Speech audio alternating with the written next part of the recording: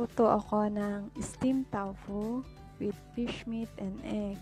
Ilagay ang tofu sa bowl, tapos ating haluin siya.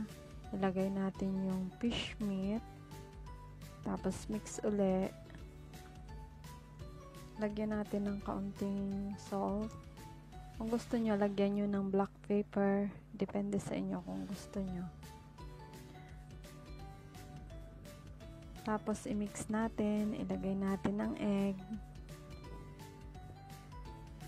Mix uli.